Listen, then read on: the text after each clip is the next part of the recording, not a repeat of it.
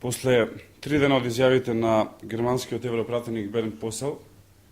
за тоа дека Република Македонија во 1995 година, односно тогашното раководство, одбило почеток на преговори со Европската Унија,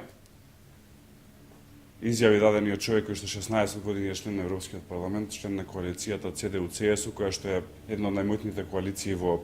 Европа, од која што доаѓа и германскиот канцелар Ангела Меркел, се поставува прашањето зошто господин Бранко Црнковски, кој што тогаш беше премиер на државата, и тогашното раководство и тогашниот политички естаблишмент се уште не даваат одговор на клучното прашање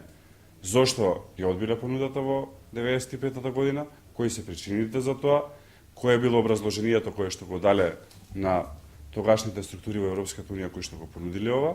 и кои биле причините поради кои што ја донесле таа одлука. Обично СДСМ и Бранко Црнковски реагираат и за многу побанални и понебитни прашања од ова прашање, така што навистина не зачудува што во овие 3 дена, освен лични дисквалификации на европратеникот, не добивме конкретен одговор кои биле причините за оваа работа. Се додека не го добиеме конкретниот одговор кои биле причините за оваа работа, можеме само да претпоставуваме дека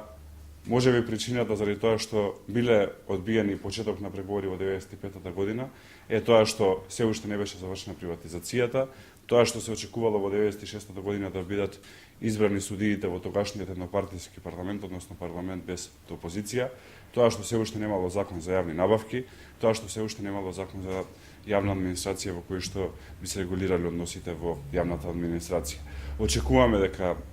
СДСМ и Бранко Црнковски ќе соберат доволно доблест да ни објаснат на македонската јавност зошто тоа се случило, а не како што кажа германскиот европратеник да одат во Страсбург и во Брисел и таму да ја кодоша државата и да развиеме на здрава дебата во следниот период дали причините поради кои што го направиле тоа биле оправдани или не. Се до тогаш овие сомнежи се отворени и се до тогаш останува да жалиме зошто Македонија во овој момент нема исти или сличен економски стандард на Словенија, заради тоа што ако се прифатило тоа што било понудено во 1995 година, веројатно сега ќе бевме член заедно со Словенија во Европската Унија. Благодарам, поведете дали има прашање. Немаме.